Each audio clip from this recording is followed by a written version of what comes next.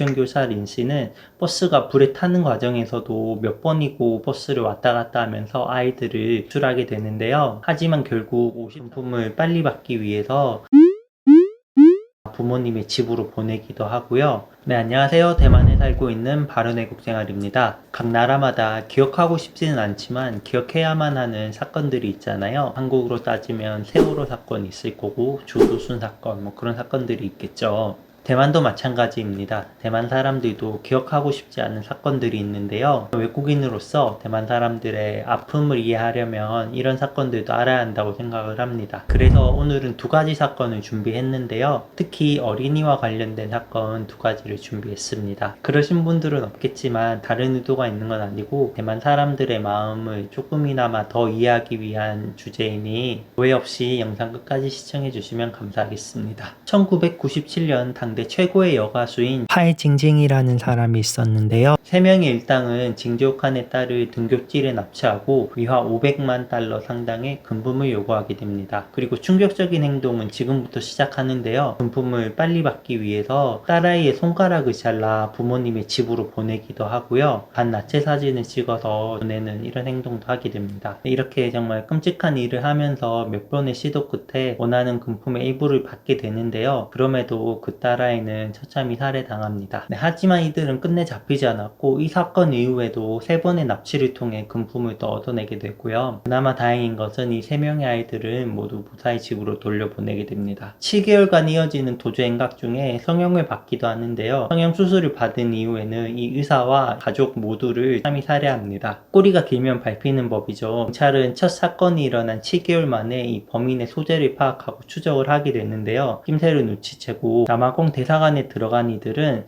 경찰과 총격전 중에 3명 모두 사살당하게 됩니다. 이로써 가수는 물론 이 사람들에게 피해를 본 유가족들 모두 사건의 전말을 알지도 못하고 지금까지도 이 사람들이 어떻게 이런 일을 벌일 수 있었는지에 대한 진실은 아무도 모르는 상황입니다. 이 사건은 대만 모든 사람들의 마음에 공분을 일으키게 되는데요. 사건이 있은 이후로는 학교는 물론 학원 등하교 시간에 아이들을 픽업하려는 부모님들의 모습을 정말 쉽게 찾아볼 수가 있습니다.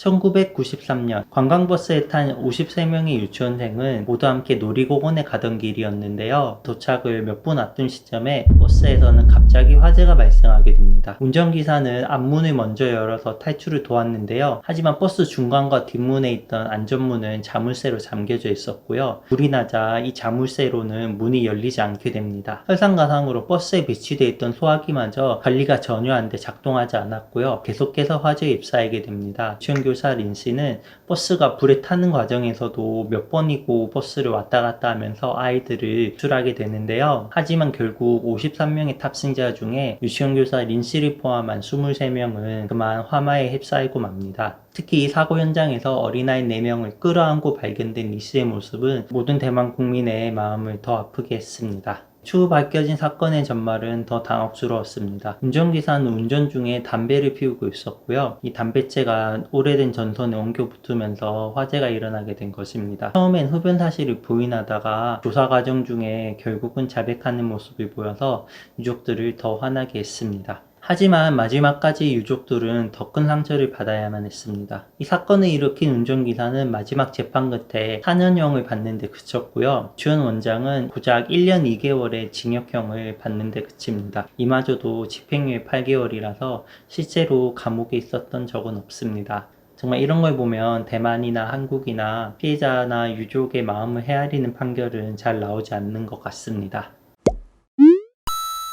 네, 그리고 마지막으로 제가 오늘 말씀드린 이 두 이야기는 웬만해선 대만 사람들과 이야기 나누지 않는 것이 더 좋을 것 같습니다. 네, 오늘은 좋지 않은 이야기라서 영상을 조금 짧게 준비했는데요. 정말 앞으로도 대만, 한국은 물론 전 세계에서 누군가의 마음을 아프게 하는 사건이나 사고가 일어나지 않기를 바랍니다. 궁금하신 점, 다른 의견 있으시면 구독 눌러주시고 댓글로 남겨주세요. 폰 한번 확인해서 답변 드리도록 하겠습니다. 오늘 마음 아픈 영상 끝까지 시청해주셔서 감사합니다.